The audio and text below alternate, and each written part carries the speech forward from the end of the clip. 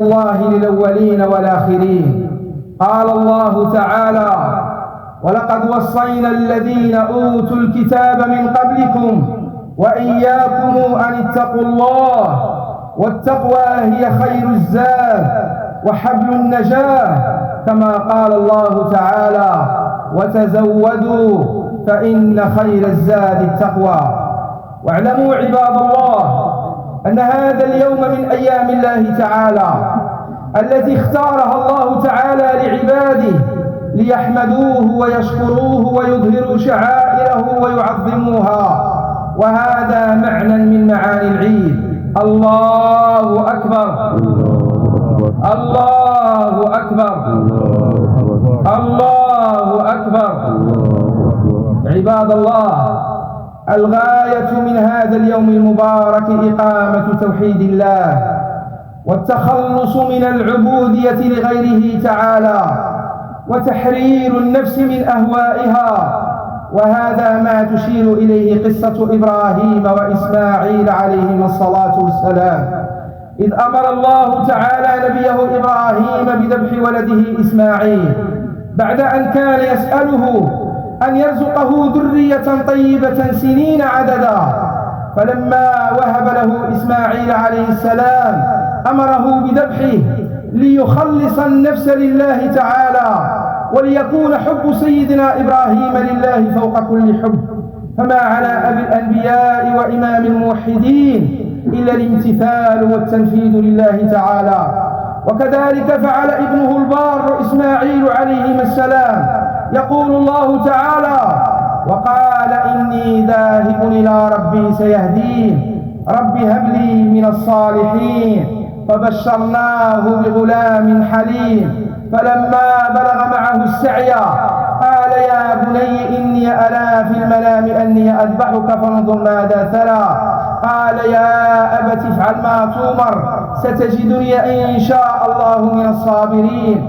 فلما أسلما وتله للجبين وناديناه أن يا إبراهيم قد صدقت الرؤيا إنا كذلك نجزي المحسنين إن هذا لهو البلاء المبين وفديناه بذبح عظيم. الله أكبر، الله أكبر، الله أكبر.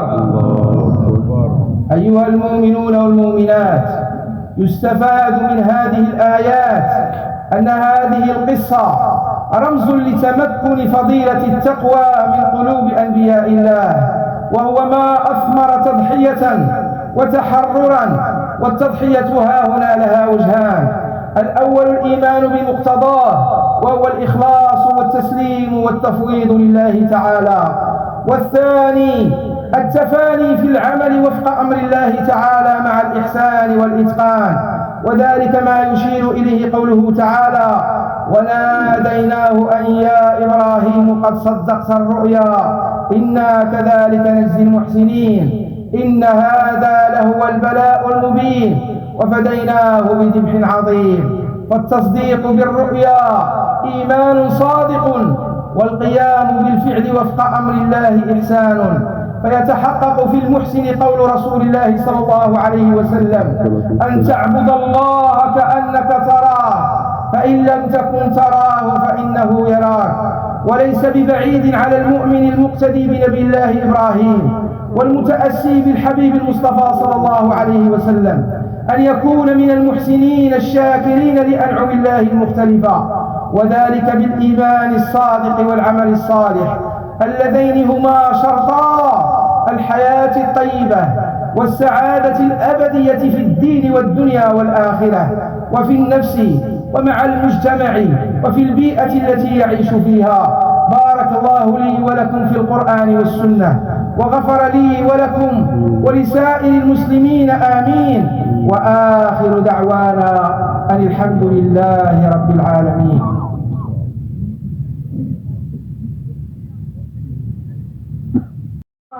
في كثير من الطاعات في هذه الأيام التي منها التكبير والذكر والدعاء، كما ورد عن النبي صلى الله عليه وسلم أن هذه الأيام أيام أكل وشرب وذكر لله تعالى.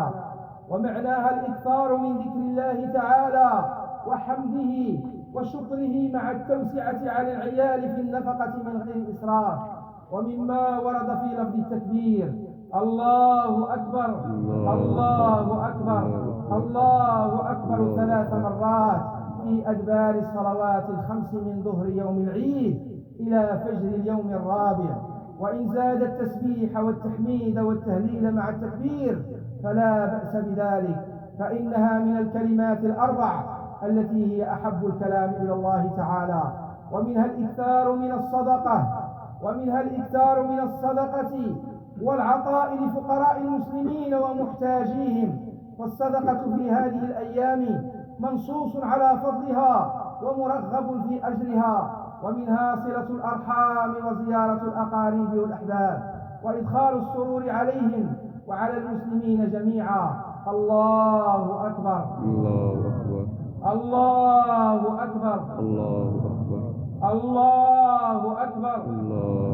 أما الأضحية التي هي من سنن هذا اليوم فقد ضحى النبي صلى الله عليه وسلم في بعض السنين نيابة عن أمته، واستنى مولانا أمير المؤمنين بهديه، حيث أخبر حفظه الله أنه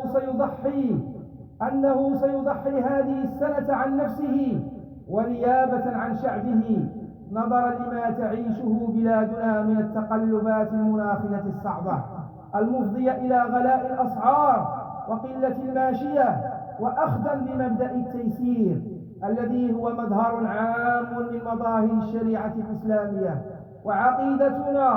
وعقيدتنا أن اتباع إمام الأمة فرض عليها بشؤون دينها. حفظ الله مولانا الإمام وجعله ذخرا وملاذا للبلاد والعباد ومنبعا للرأفة والرحمة والتيسير، وبارك في صحته وعافيته، وحقق له كل ما يصبو إليه من رقي وازدهار لبلده وشعبه. هذا ولنجعل مسك الختام أفضل الصلاة وأزكى السلام على ملاذ الورى في الموقف العظيم سيدنا محمد.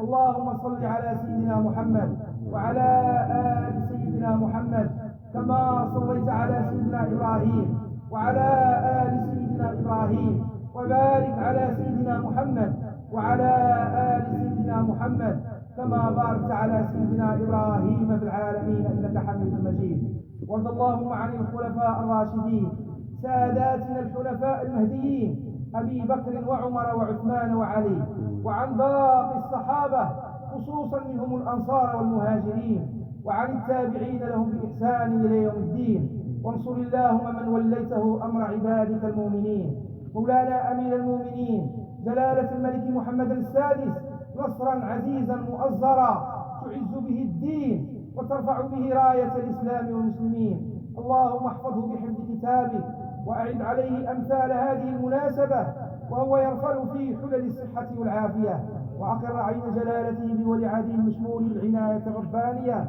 صاحب السمو الملك الأمين الجليل مولانا الحسن، وشد أزره بشقيقه السعيد صاحب السمو الملك الأمين الجليل مولانا رشيد، وبباقي أفراد أسرة الملك الشريفة إنك سميع مجيب. وارحم اللهم بواسع رحمتك وكريم فضلك وجودك الملكين الجليلين مولانا محمد الخامس ومولانا الحسن الثاني، اللهم طيب ثراهما وأكرم مثواهما واجعلهما في مقعد صدق عندك. اللهم ارحمنا وارحم والدينا، اللهم ارحمنا وارحم والدينا، اللهم ارحمنا وارحم والدينا وآباءنا وأجدادنا وأمهاتنا وسائر موتانا وموتى المسلمين. اللهم حبب إلينا الإيمان وزينه في قلوبنا وكره إلينا الكفر والفسوق والعصيان. ربنا آتنا من لدنك رحمة وهيئ لنا من أمرنا رشدا. ربنا آتنا في الدنيا حسنة وفي الآخرة حسنة وقنا عذاب النار. سبحان ربك رب العزة عما يصفون وسلام على المرسلين والحمد لله رب